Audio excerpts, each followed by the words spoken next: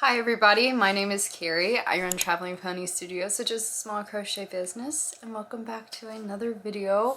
It has been a little bit since I've had time to sit down and record, but I'm here. It has just been hectic and crazy, and it's going to stay this way for a couple weeks until I get through my big 2-day market, and then I'll have a little time off. And from there, if I get into all of the shows that I applied to, my basically month from like September to November is going to be insane. With that being said, I don't think I'll get into all of the shows I apply to just because they're a little smidgy difficult to get into. But today's video is going to be a market recap. It's been a while since I've done a market recap. It would have been November last year was my last market, and this market was held at the same place that I typically do my 3 markets a year. A spring market, a fall market, and a winter market. So this was their spring market, of course, and it is held at the Cumming City Center. If you guys don't know, I'm also in a store at that place called Top Notch, so it just kind of works out, and luckily because I'm in that store, I'm also typically placed in front of that store for the market, which is in a great location for foot traffic. It's basically on the main area, opposed to when I did it before and I wasn't in the store. I typically would get put in kind of like the back section where a lot of people didn't necessarily walk down completely, like, you know, they look around the corner and stuff and see, but they wouldn't actually physically walk. My market setup where I'm put in this market now, you basically have to walk past me to get anywhere, so it's perfect. It's great. If you guys don't know, this market runs from 10 a.m. to 5 p.m. And I would say that's pretty typical for markets around me. It's very rare that if I'm doing like a market that I have like short hours. I know there are some people who do markets from like 11 to 5 or 9 to like 2. I don't typically do markets like that. I feel like standard is typically 10 a.m. to 5 p.m. or 10 a.m. to 6 p.m. is pretty normal. Now, comparing this to a lot of markets that other people do, this is a fairly expensive market to attend. I'll be 100% honest. I think it's the most expensive single day market that I do. From 10 a.m. to 5 p.m. you're paying $220 for a 10 by 10 space, and nothing is provided with that space. Like, you're literally just getting your space. So you still have to provide your tent, a white tent of course, and you still have to have chairs, all that type of stuff. So you're just literally paying $220 for a spot for one day. So it is very expensive. Looking at my next market, which will be in Woodstock, Georgia on Mother's Day weekend. I did this market last year. I'll be back here again. I pay about $150 for 2 days. So it's just that difference between like $150 for 2 days, $220 for one day. And technically the Woodstock market was my best market of 2024. But granted, I'm not 100% certain if you actually looked at the end numbers by day, it would be the best, because I made around what's typical for me for a day, but at the same time it was 2 days, so like the whole weekend ended up being better. But you know, who knows, maybe if these markets were 2 days I probably would have done better than that market if my numbers were as good as Saturday. Typically my market breakdowns from last year at least, I would go through like my list and I'd have all of my orders and everything, and I would basically tell you guys what sold, all that good stuff, how much I sold it for. I'm pretty much an open book when it comes to most things in terms of that. But because I had so many orders, I am not gonna do that. I think roughly I had about 70 or 80 orders. Granted, a lot of the orders were also multiple items per order. There were definitely some that I just had like one person coming in to buy one, but a lot of the orders were actually containing multiple items. So I'm not gonna go and like list everything down like I typically would. And I know there's some people who do, and then I know there's some who like include photos, but you guys don't understand. That would be way too much. So basically what we're gonna do this time, which is a little bit different, I'm just just gonna give you guys a recap of the market, a summary, and then of course I know what everyone's here for. At the end I'll say how much I made, or a rough number, not an exact number. But luckily for me, most of my expenses for this show are pretty low because it is fairly close to me. Really, I would say the biggest expense is of course the table expense, and then having to pay someone to help out at my barn are really the big things. But besides that, because it's so close, like it's pretty inexpensive. And I mean, I will admit, I usually get food there because it's so close and they have a good place to eat. So I'm like, why not? The market ended up starting out fairly slow. Like, I'm not really surprised. There's only a few times when I really get like a big rush at 10 a.m. But by, I would say 11, it picked up because it was really funny. We have been warm in Georgia for a while, and then for this particular market, it got cold. So I think that morning it was like a feel like of 36. So I really wasn't that surprised that nobody wanted to be out at 10 a.m. when it was still, I think it was in like the 40s, 50s, but this market day was pretty windy. I seem to always get market days that are windy. Like, I feel like the only time last year I had markets where it wasn't like 15 to 20 mile per hour winds was in the summertime, my June and July market, which I would have loved to have a little wind because it was literally 100 degrees. So I always have really windy markets. So it was still windy like in the morning. So I wasn't surprised. I think honestly a majority of the crowd that came that early were actually people who had attended the farmers market, which was just like down a little bit further in another parking lot. So a lot of people went from that farmers market and they just walked over to the market because it was right there and they were already, you know, there. So I think about 11 o'clock it started to pick up, and pretty much from there it just kept going.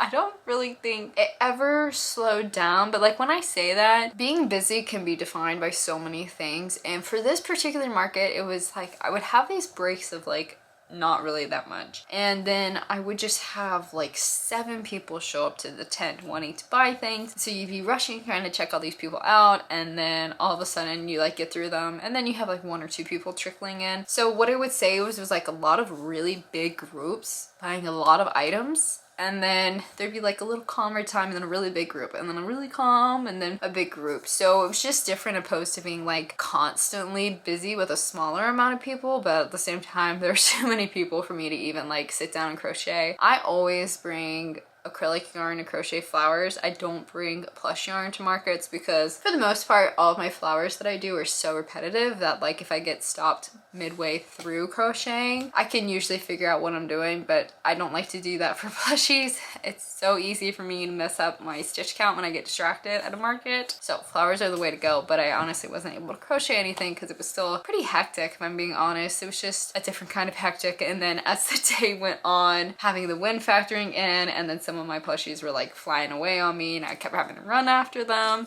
Well, it was a lot. I had a lot of new things that I did this market. Even when we're looking outside of new patterns, I want to say, oh gosh, at least for this market, I brought between 20 to 30 new patterns with me. If you guys don't know, I will 100% always be a huge advocate for constantly updating your patterns, constantly bringing new patterns. Like, I'm a huge advocate for that, and I feel like that is one of the main reasons why pretty much consistently I'm able to make a certain amount of money at markets. Last year, I would probably say that my bad market days would be really good market days for some people, but I will say because I try and have patterns that are just different from other people, I feel like I bring in more people because it's just kind of like, oh, these aren't the normal crochet patterns. You have to think, if these are people who go to markets all the time, they're probably used to seeing loaf cats. They're probably used to seeing, what, Mabel the chickens. Like, I just try and have a lot of variety, and I think that really helps. So I think I brought between 20 to 30 new plushies, like pattern-wise, and a lot of those had repeats, except for my large plushies, of course. My large plushies definitely caught everyone's attention. I'm so happy that I spent time this year during the off season to just expand my crochet and really push myself and learn new techniques, and then get better with experimenting with different types of yarn and everything. You know, using more fur, painting eyes, having that aspect, I think definitely helped with bringing people in. I'll include a photo as well. I changed my setup, and so I got these collapsible shelves from Amazon, and they ended up being great. I was able to put them in the middle of my setup and everything, and that's where I had all of my really big plushies, and I had like my snuggler type stuff hanging off of it. And I feel like because it was just like boom smack in the middle, everyone saw it, and it brought even more people in because it was kind of hard not to see it. Like, it was definitely a big attention grabber. I will say with this setup, I was unable to use my banner, but with that being said, I did also update my logo or branding, I guess you could say. I usually have a huge banner that goes in the back of my tent. I love my banner, but there are some problems with having a banner. First of all, it's pretty hard to set up. If you don't know, I'm not a big person. I'm like 5'3". My mother, who helps me at the markets, is 4'11". When we set up the banner, we typically have to like have a chair or a step stool, and then, you know, if the ground's uneven, it's really honestly just a pain trying to get it to look even, because a lot of times it's very rare that I'm gonna go in an area that's just like completely flat. I always get put on some type of hill, so the banner's a pain trying to get it to look like even and good when you're on a slant. And so it's also a pain with wind. I don't think people think about this. I personally don't put up the side pieces in my tent. I know there's some people who do, but after seeing and experiencing many side pieces of tents hitting my items and spilling them everywhere because of wind gusts, I decided I didn't want to do that to anybody, since I get that done to me and I know how aggravating it is. As well, I feel like it just blocks things off so much more, and I feel like the appeal of my things, like I can literally see people running down the roads to me because they can see it like, I don't know, 10 tents back. So I feel like I don't like to close myself off and seclude myself. The more people who can see my items, the better it's going to be on the sales wise. So what I ended up doing this year is I ended up spending money to get kind of like a custom hanging tent sign. I have a photo as well that I will include, and it just hangs up on the side of the tent. Now, I will say it is definitely not the cheapest thing you can order. I think my banner was not that expensive. Maybe it was like $60 or something, and I got it, I think, literally at like FedEx up something. Like, it was not a online store, it was a physical store around me. And this ended up costing me, I think when everything was said and done, $320, so not cheap. I definitely wouldn't recommend it for somebody who's like just starting out. Like, I don't even know if you need really a big banner when you're just starting out, but definitely would not recommend it for someone starting out because it is such a big investment. But I guess if you know you're going to be doing lots of outside shows and doing it for a while, you can do it. I ended up just finding this person on Etsy. You can look on Etsy to find other things as well. There's quite a few people. So you might even be able to find someone who's a little bit less expensive. Also, because my logo had horses and I did not have a clear vector file. I'm learning that that's very important. Clear vector files for all of your logos. But because I had that, they also ended up hand painting the horses, but then they were able to do like that 3D whatever wood thing for the actual name part of it, and then the other part of it was still printed. I'm not 100% certain how they made it. I just know they made it. So I will say that if you get them done, order like really ahead of time. I think I ordered mine like a month, a little bit over a month, so probably like 4 weeks out from the market, thinking that I would get it in, and it was pretty much like, I mean, a couple days before the market I got it in, so I was a little scared. But I think that improvement was great too, because a lot of people don't have that. They don't have it hanging from their side, and because it was literally hanging off the tent, anybody could see it. It was much easier to see than a banner, and it was nice not having the banner. Sometimes the wind catches that banner and girl, I think the tent's gonna fly away. So not having a banner was definitely super nice in that aspect. Besides that, I think some of the big changes I also had, which these didn't necessarily reflect like on the ease, like in terms of having the new setup, having that sign. I ended up getting a uniform done this year, and so I'll have a photo of that as well. And it was a apron, and then it was a hat, because honestly, if I'm not in here, I'm typically always wearing a hat or a beanie or a sweatshirt. But I tried today not to wear one because I thought y'all might think I was crazy if I had a tank top on and my beanies and stuff on. So I'm typically always wearing something. So I got a hat done by someone local to me who does embroidery, and it says Traveling Pony Studios on it. And then the apron I got has my full logo on it embroidered, and I think I got the apron off of Amazon, and it was actually kind of nice because First of all, I know it can fit over a couple jackets because like I said, it was pretty cool. But as well, it had really big, deep pockets on the front. So I was able to keep things like scissors, extra needles if I need them, money if I just needed to quickly put it in my pocket, tags from the plushies to keep them in order. So all of that was really good. It was definitely super helpful because sometimes I'm not the most organized person, so I just like the idea of like stuffing everything and having it on me, and then I could kind of sort through it when things calm down. So not necessarily a tent improvement, but a me improvement. And then I also got the tap version of the square reader. So I have all 3 square readers. I have the cheap one that's like $15 or $16. I have the really, really expensive one, not like the tablet, but like the one below that, that's like what, $250. I can't get that thing to work. It has to connect to Wi-Fi. Me and that thing have a hate relationship. There's no love in there. So I ended up going for like the in-between. I think it's like 50 or 60. It's like one of the little square things that actually connects via Bluetooth. Oh my gosh, it was so much easier working with that thing. I used to have to take everyone's card, swipe it. Not everyone's card would swipe super well, and it was kind of weird. Like people would always be like looking at it, and I was like, I'm trying to swipe it like 5 times. It's not working. Like it's not, I can't help it. So now that I have the new square reader, it was super easy because I got another new thing made, which basically was like some wood thing that I could put on my table that had like my Instagram QR code, my Venmo QR code. It also had a section that I could put business cards, so I don't have business cards everywhere like I typically would. Very condensed. It was super nice. And then it also had a section actually cut out for this particular square reader, and then it had like a tap to pay thing engraved into it as well. So that made life so much easier. Highly recommend that if you're gonna get a square reader and you do a lot of markets and when you want to go the step up, don't go the super expensive step up to like the 250 one. The middle one, so nice. I understand the other one prints receipts, but even then I hate it because it's a pain with printing receipts. So I just don't see anything beneficial about that machine. Now, I think I've touched on most of the improvements and things that I've done for my table and setup, but now let's talk about some notable things that really stand out to me. I have so many amazing people who come out to markets. I don't know if anyone from YouTube has ever come out. I have had some people from Instagram that talk to me, and if you guys aren't following my Instagram, go follow my Instagram. I post so much more on my Instagram, especially right now. Long form content is really difficult for me to do. So Instagram is the place to talk to me, communicate, see me post pretty frequently. I post a lot more frequently on Instagram than I do here. But I had some people from Instagram come and see me, which was super nice. And I had so many repeat customers. I find it so funny. Like some of my repeat customers, like I just know them so well. I see them come in, they know me. I mean, some of my people that come every single market have literally been to the past like 5 or 6 markets I've done, and they always support me. It's so nice. But I also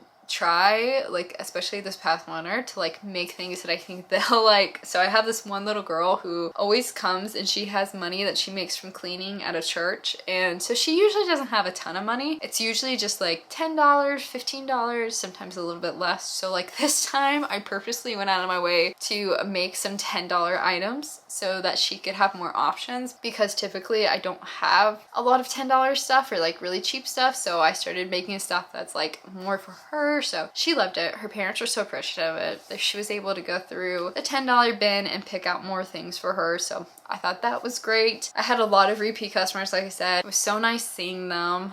And like any market, you're gonna have your really good interactions and you're gonna have your really bad interactions. So I kind of made a post on my Instagram story about one of them. The hardest thing for me in particular, and the one downfall I would say to having the middle piece, is because it brought so much more attention to my big pieces, which is both good and bad. I had a lot of Pokemon up there. I had all of my, big guys and everything. So people just gravitated towards that first. The problem was a lot of those people were also kids. So I had a lot of problems this market with people just coming up and grabbing things and trying to like run off with things. I don't understand it. And I had tied up some of the stuffies and everything so they could or the loveys, so they could hang off. I can't tell you how many kids would just run up and grab them and like pull the whole thing, and I'm like, whoa, what are you doing? Like, back up. And so many kids with their sticky fingers. But at the same time, I can't say anything because I was just at a private event for a event, and there was tons of adults that do that same thing. So just know, if you're going to bring any item to a market and you love that item and you're proud of it, just know it might get ruined. I had that happen to me with one of my plushies. If you guys don't know, a little bit back ago, I think it was like last month for a tester call, I made a chinchilla called Boo. And I spent a lot of time on Boo. He was actually pretty big, and he was the one with the little ladybug on his head, the removable backpack, super cute. And he had like the fluffy furry tail. I painted his eyes. I did my circuit or whatever for his nose. So I spent a lot of time and effort into him. Well, this was probably at the end of the day, kind of like 2 p.m. I think. And I had taken him down because the wind and everything was starting to blow a little bit more, and he wasn't the super stablest, so I didn't want him on my top shelf. And we had just put him down in a bin, so that way we could get the little stands we have to put the stick in him to re-put him back up. A kid came in to the booth. There are just some times where I'm like, oh, this is gonna be a disaster. And I had this feeling because this kid had a can of Coke. Don't get me wrong, guys. I love me some Coke, but you're not seeing me spinning around with a can of Coke. She beelined it for the middle section, of course, like all of the kids were. We were like, okay, you need to back up a little bit, like get away from them. And she took a really big sip. I don't know what happened. All I know is one moment she was drinking, the next moment she sprayed Coke everywhere. I mean, everywhere. And I literally was like, oh my god. And it was on the middle section with all my big plushies. Luckily, a lot of it got on the display, and then some of it got on 2 other plushies, but I mean, like, I sprinted. I was like, move out of the way, child. I got them down. They were dark enough colors that like I was able to wash them and everything, you know, spot wash them and get it off and it not stain. But sadly, Boo got the worst of the damage, and particularly all on his white coat, on his stomach, got Coke all over it. And I was very upset. I was very mad. It was just like one of those things that like when it happened, I had to literally like not speak to them because they were still in the tent, and I was just told them to get away. And I had to like let my control my anger because I was really mad. And I don't know if it's like, you know, when you get so mad and then you start to like get teary-eyed, like I was just like trying to hold it in, because it was one of those things, like he was an expensive item. I think he was like $65. I spent so much time on them, and especially like my large items, I spend so much time just trying to be creative with them, paint things. And if it was a cheap item, like something that I normally make and it's only like $18, $15, I probably wouldn't have gotten so mad. But because it was like an important item to me and one that I'm like put so much time into, oh, I was fuming. So Boo, yeah, his whole tummy was covered in Coke. Luckily, the people were pretty good about it. I mean, I was like, you gotta pay, like this shouldn't have happened, and maybe keep your kid away from stuff and not give him Coke to go spin around with. And luckily they did end up paying, so that was good. But it was definitely something where I was like, oh my gosh. I don't know if I'm considering next market actually getting signs to put up and say like, do not touch, especially for larger items. I mean, small items, it still sucks. I had to actually go through my market like boxes not that long ago before this market and look over all the items, and had to actually take items out to donate or throw away just because they were in such bad shape, because they ended up having like stains on them. Like one, I think it was a stingray, I ended up having to throw out because the bottom of his tummy, you could tell probably some kid had something red and sticky, so it had all this red like sugar and stuff on this bottom of its stomach. So of course I can't sell that, so I either have to throw it out or I have to donate it. And I think I ended up having to take out about 25 plushies to give away, mainly because of things like that from people touching them. So going into my next market, I'm gonna think about it. I don't know if I need to have a sign up that says like, do not touch. I know that's such an appeal, but I feel like when you start to lose so much inventory, and I feel like when they are big pieces and stuff and not everyone wants to pay for something even if they ruin it, I just have to kind of come up with a way to maybe stop that, because you know, people don't understand that they're handmade pieces, or that they shouldn't be touching things with their dirty, grimy hands and dropping it on the floor. Welcome to market life. But I think that's pretty much everything. Like I said, I had a great time with a lot of people. I had so many repeat customers. I have people who were just like so excited to get my plushies, especially my big pieces. So many people were freaking out over the big pieces. It was so nice to see. But like any market day, you also have interactions that kind of are weird. Like I had somebody try and negotiate me down on a $10 item. That was a little out there, and I was like, no, you can leave.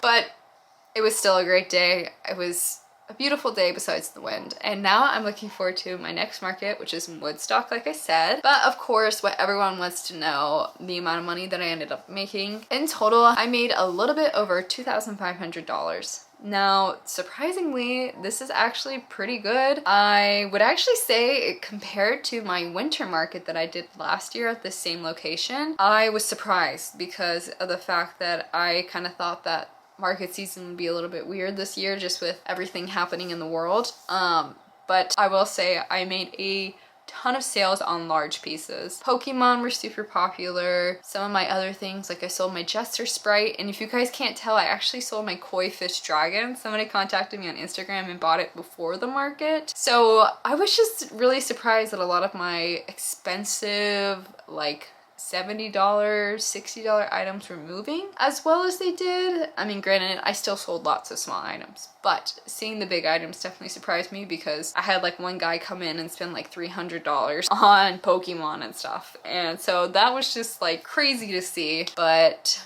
like anything, not every market's this good. I've had many bad markets, and you never know, like my next market I could go to and do really bad. So take it all with a grain of salt. I'm always thankful to be able to do markets. I'm always thankful for everyone's support, and I will see you guys in whatever video comes up next. Like I said, I do have that one market, and then we'll see what other things I can record, but no promises there.